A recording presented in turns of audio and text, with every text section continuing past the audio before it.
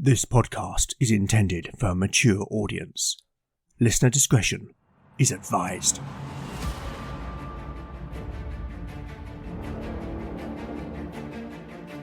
Welcome back to Legend of the Bones. Following in the footsteps of giants, Legend of the Bones is a chimera. A mix of old-school tabletop RPG and dark fantasy storytelling.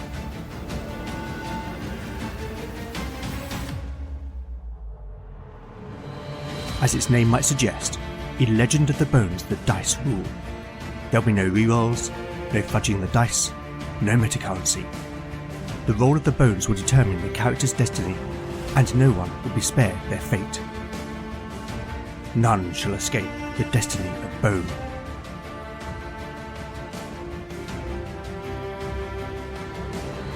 Last time on Legend of the Bones. In a flashback, we heard that Reynard, the leader of the Brethren of the Purifying Light, had visited Innis Gwyn, where he met with Abbot Wiglaf and fellow brethren Adric. We learned that Adric had been sent as an emissary to Kerudu to obtain the knowledge that Nedra possessed about the keepers of the Five Jewels. Adric had offered the Serpent Queen a gift in the form of a young woman. In return, Adric was permitted to take an ink rubbing of the gold disc, on whose reverse were inscribed the names of the original keepers of the jewels. Wiglaf in turn had used this knowledge to research the line of keepers until he discovered their last known locations. Back in the present, the companions set sail once again aboard the Uberdracher, heading back towards Innis Gwyn to bring the gold disc recovered from Kerudu to Abbot Wiglaf. En route, the companions spotted another longship flying the Colwyn banner, and as the ships closed in on each other, they saw that it carried a familiar passenger, Brannock, the Reeve of Halstone. Brannock boarded the Uberdracher from the other ship, known as the Eremor. He explained that he was also travelling to Innis Gwyn, for Lady Colwyn had become ill, falling into a sleep from which she could not be awoken. There he would seek the help of the monk and his former comrade-in-arms, Cadfael.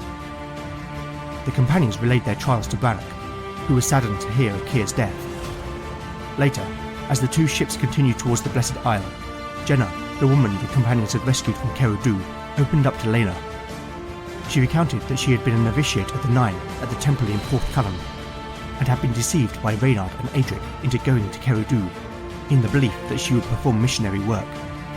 Then, as Innis Gwyn came into view, Jenna revealed that she had been to the Blessed Isle with Adric, and that he and Wiglaf were in fact friends.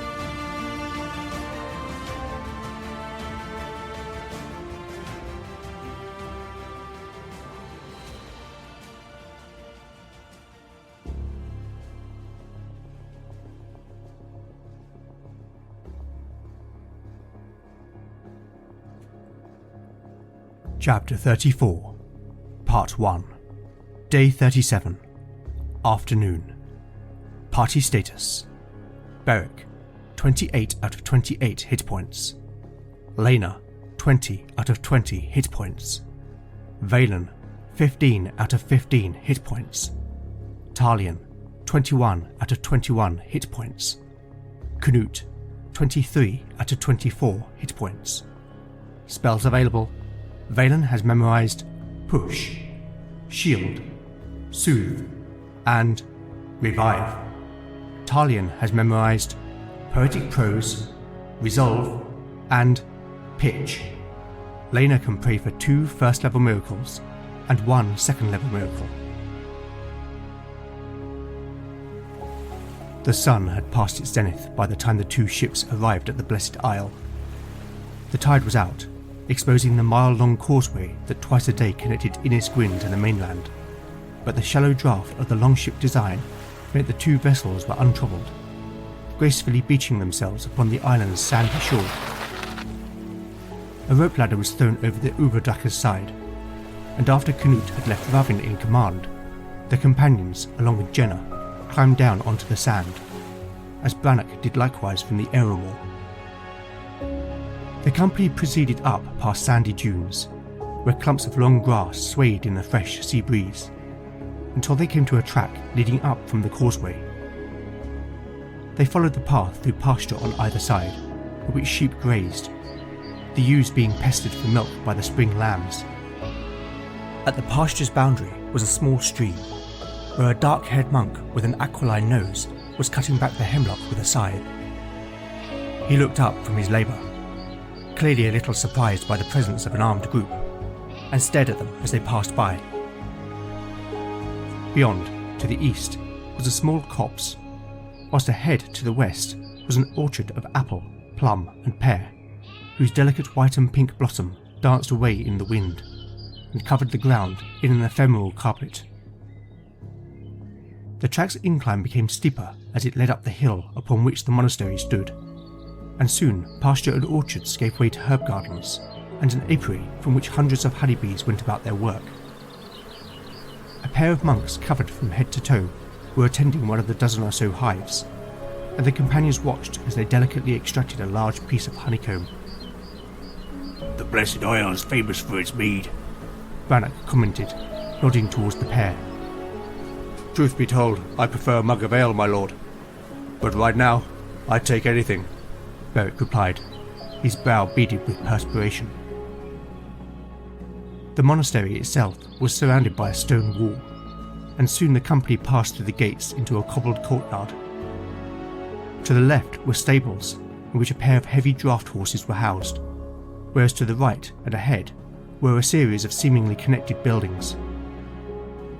Almost on cue, the big monk, Brother Ranulf, appeared from the large doors in the building ahead. He walked briskly and looked flustered, as if he'd been caught unaware of the companion's arrival, but on seeing Canute, his expression changed to one of surprise and relief. Marching up, he flung his huge arms around his brother's shoulders. "Thank the Nine." There was joy in his voice. Pulling back, he held Canute by the shoulders. "I prayed that you would live." "The fate determined it was not my time," Canute replied, knowing this reference to Skarne belief might irritate Ranulf. But if it did, the big monk did not let it show. Instead, he simply smiled. "Are we reconciled then, brother?" "Never wish we were anything but, as long as you can accept that my path is not the same as yours." Canute nodded. That I can do." "This is all very touching," Brannock interrupted in his characteristically abrupt manner. "but these folks have business with the abbot, and I with Brother Catfoil." The monk had seemingly not noticed Brannock up until this point, and was clearly surprised by the reeve's presence. "My Lord Brannock, it has been a long time." "So it has," Brannock replied. "but I still remember how many men I lost on your blade." Ranulf looked uncomfortable. "That was a different life, my lord." "Oi, for Catfile also. But time is short, and our needs are great." The reeve concluded. "Very well. Follow me."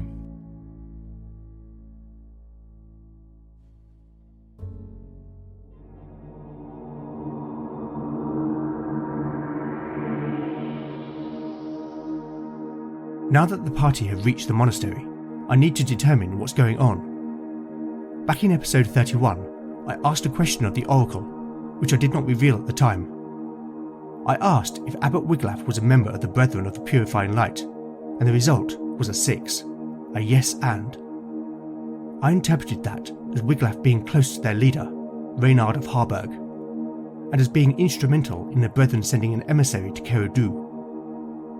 I also asked the Oracle if Jenna was a member of the Brethren, the answer to which was a straight no, and this sparked the idea that she was some kind of collateral in the Brethren's attempt to obtain the Serpent Queen's knowledge, and also that the endeavour would in some way be linked to the mission he'd given to the party.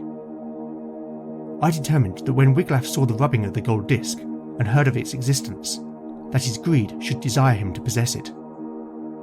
Now, in episode 33, we learned that the Brethren had manipulated Wiglaf's ascension to Abbot through blackmail, bribery and even murder. But I wonder how many of the monks genuinely support him. I'm going to roll a simple percentage die. That should suffice. 20%. Okay, so 16 of the 80 monks are Wiglaf's staunch supporters. This suggests that there is significant tension at the monastery. Next, is Ranulf one of those supporters?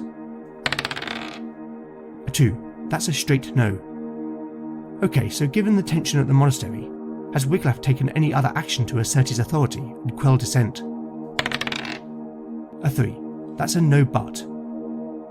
So has something else happened at the monastery? A 6. That's a yes and. Right then, let's get back to the story.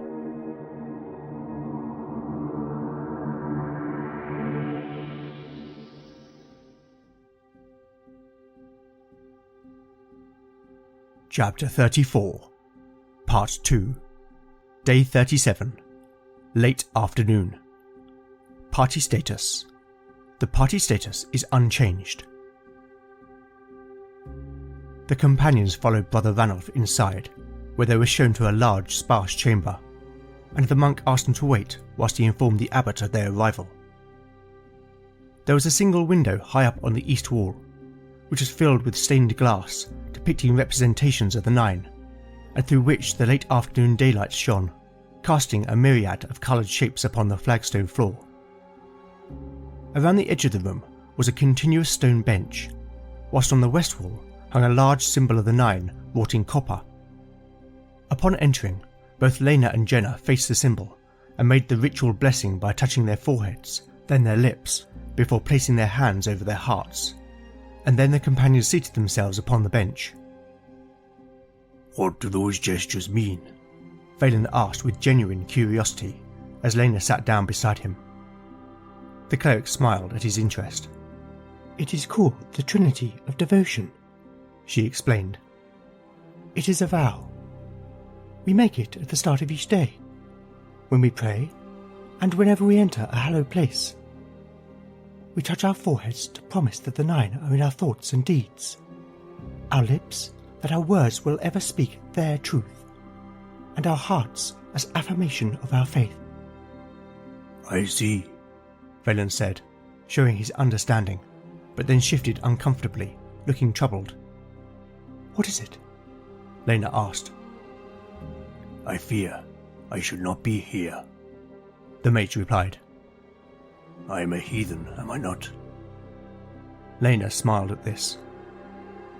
"Yes, you are," she said playfully. "And I am a heretic for loving you." At that moment, the door opened, and Brother Cadfael entered.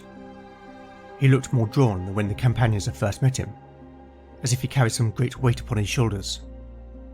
"Welcome," he announced jovially, despite his appearance, and immediately went to Brannock, offering the reeve an outstretched arm. "Brannock, it's good to see you," he said, as the two men clasped hands.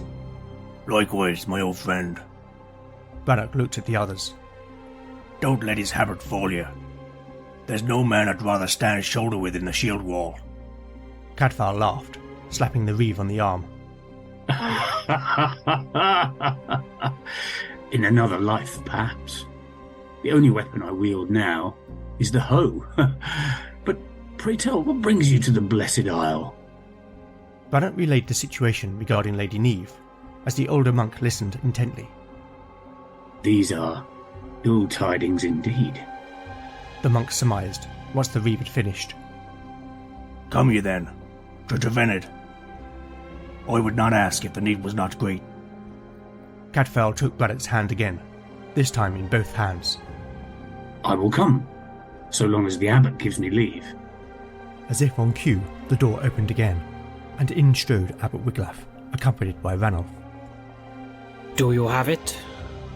he demanded, without any attempt at pleasantries. The companions looked at each other, slightly taken aback. "Aye," Beric confirmed. "We have it," he said, pulling the disc from a sack in which he carried it. Wiglaf's eyes grew round. His desire to possess it was plain to see. "And we found something else," Lena interjected, drawing the abbot's attention to Jenna. "You?" Wiglaf exclaimed in surprise. For a moment he looked panicked, but the abbot quickly composed himself. "I remember you came here once," he remarked slyly. "I did," Jenna replied, affording the abbot no deference. "with your friend Adric." The novitiate almost spat her words. Wiglaf remained calm. In fact, his whole demeanour became oily. I'm glad to see you well. Pray, how is Adric? The abbot said unctuously. I know not, but I pray he's dead. There was venom in Jenna's words. Come, child. The abbot appealed in a conciliatory tone. I know not what Adric has done to cause offence, but such words do not befit a young woman with hopes of entering the priesthood. Jenna's cheeks reddened, and she opened her mouth to respond, but Lena put her hand on the novitiate's arm. The cleric realised that the word of one woman was hardly proof of Wiglaf's allegiances, and whilst, like Cairnoth, the abbot made her skin crawl, they needed to get access to the library. "Father," she said, addressing Wiglaf with the deference his position afforded, "let us not quarrel. We have recovered the disc as you requested, at great personal loss. Will you now permit us access to the great library, as we agreed?"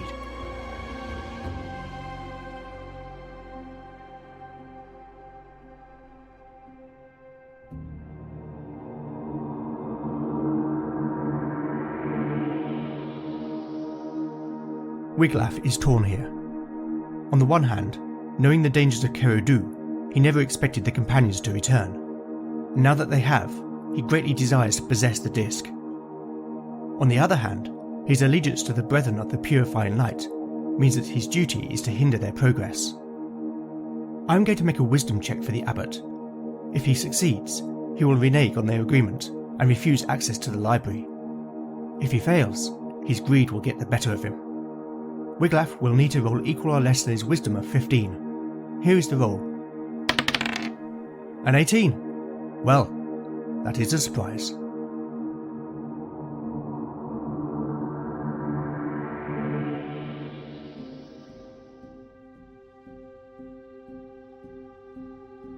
Wiglaf's eyes narrowed at the cleric before his gaze turned towards the disc in Beric's hands.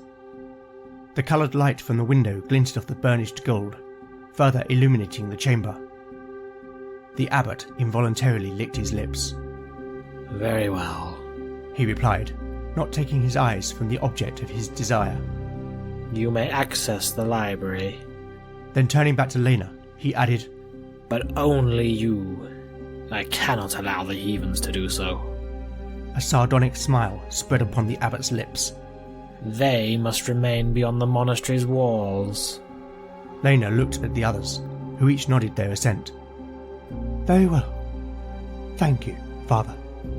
The abbot smirked in satisfaction. Good.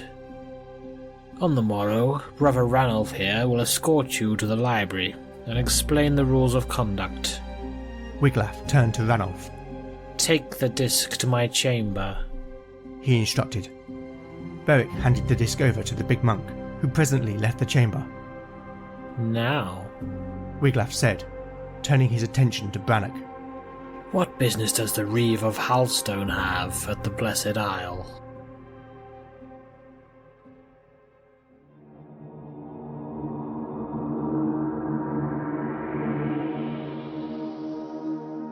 There is an opportunity here for the Brethren to weaken Lord Corwin by Wiglaf refusing to permit Cadfael to leave Innisgwyn, and therefore putting Lady Neve's life in danger.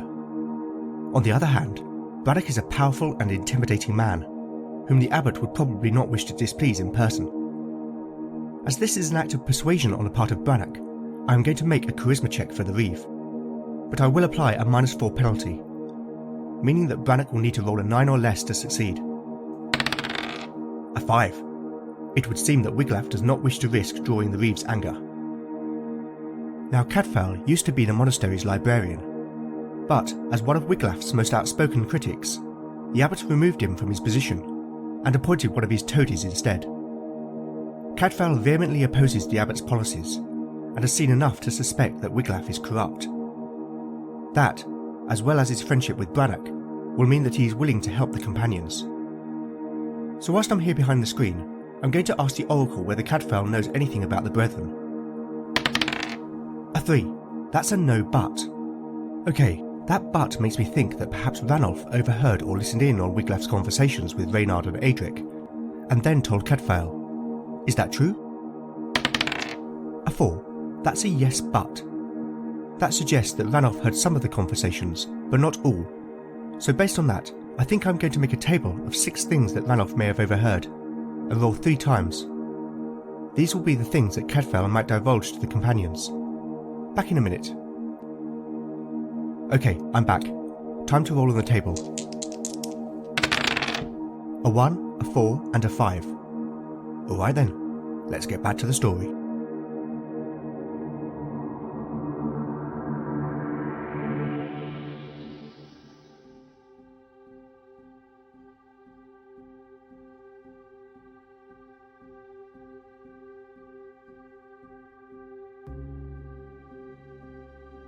Chapter 34, Part 3, Day 37, Early Evening.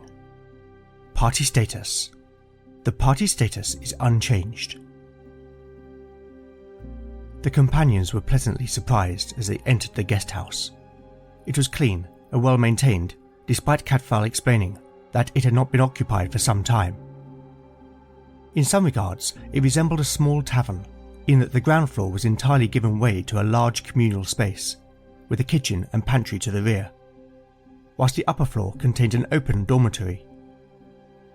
Cadfael had arranged for supplies to be brought from the monastery stores, and as such, the pantry was stocked with the basics of bread, cheese, ale, and even a pot of honey, whilst in the communal room, a cauldron of hot pottage hung from the hearth spit.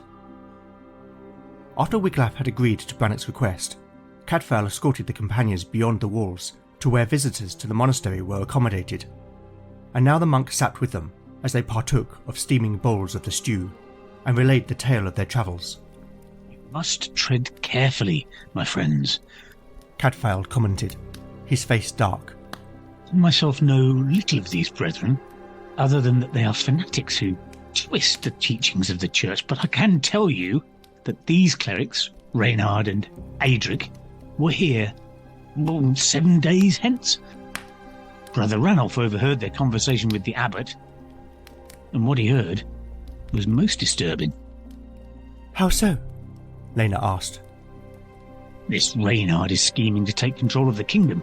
He seeks to usurp the throne and give rise to a religious state, one based on the Brethren's ideology." The companions looked at Cadfael, dumbfounded. Surely that's treason. Beric stated rhetorically. "And they will create a land where my kind are persecuted." Valen added. Aye, Brannock agreed. but without proof. The Reeve left this thought hanging. It is not all. These jewels you've spoken of, Reynard claims to have already found 3 of them. 3? Valen exclaimed. This is grave news indeed. But not only that, Zeric, Adric, has a rubbing of the gold disc. The monk added. What of it? Beric asked. Apparently, it had the names of the original keepers engraved on its reverse. I saw those names, but I knew not their significance. See here. Valen retrieved the piece of parchment from his pack, upon which he had copied the names. Then I should be able to use that when searching the library, Lena observed. Alas, it will not aid you. Wiglaf has already gathered all the documents pertaining to the jewels and sealed them in the library's vault. And the only person with a key to the vault is the abbot. So it has all been for naught. Carodu, our friends' deaths. Not so. Cadfael countered. There is another way.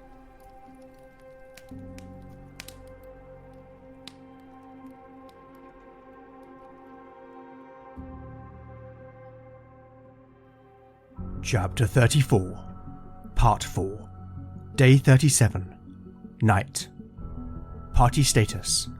The party status is unchanged.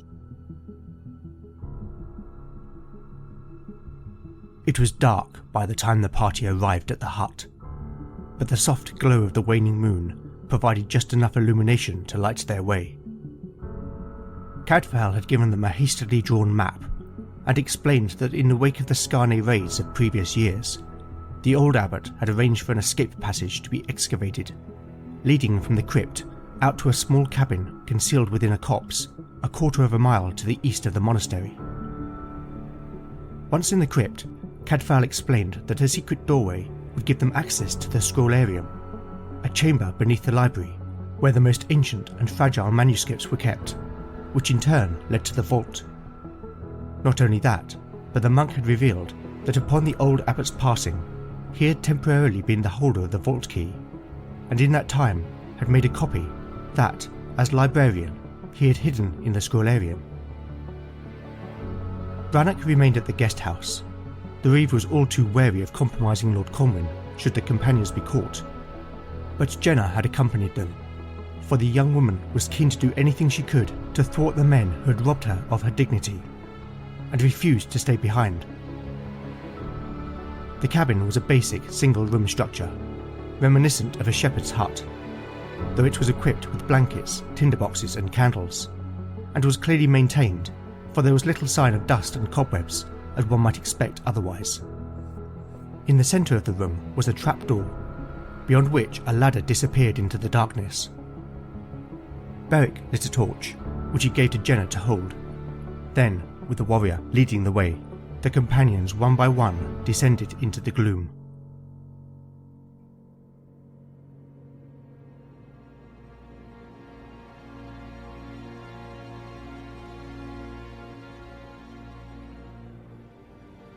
The party found themselves in a tunnel hewn from the rock that was not dissimilar to the construction of a mine. Beric thought back to their time at Four Rivers, and the dwarf, Torsten. Would he approve of this tunnel's construction? He wondered. They continued on along the passage, which was wide enough to walk two abreast. Canute walked shoulder to shoulder with Beric. Lena followed after with Jenna, with Valen and Talion bringing up the rear. After travelling some 300 yards, the tunnel, which up until this point had been relatively straight, was interrupted by a large 4-foot diameter borehole in the southern wall. The rock around the opening was ragged, as if cut by some kind of blade, and in other places it appeared to have dissolved away. Beric turned to the others. I'm no engineer, but this does not look like the work of miners, he said grimly. We best be on our guard. After continuing for another 100 yards, the end of the passage came into view. Cadfael had told them to expect a stone door, which from the crypt would have been hidden from would-be pursuers. But instead, the doorway had been smashed open, and now rock and rubble lay scattered about. The soft glow of torchlight flickered from the walls beyond the opening, and was occasionally broken by the fluttering shadow of something moving in the chamber ahead. The companions readied their weapons, just as a strange chittering sound could be heard. Beric signalled for the others to pause, and the warrior cautiously poked his head through the opening. He stifled a gasp, for there, crawling over a broken sarcophagus, feasting on the rotting corpse within, was a black armoured monstrosity.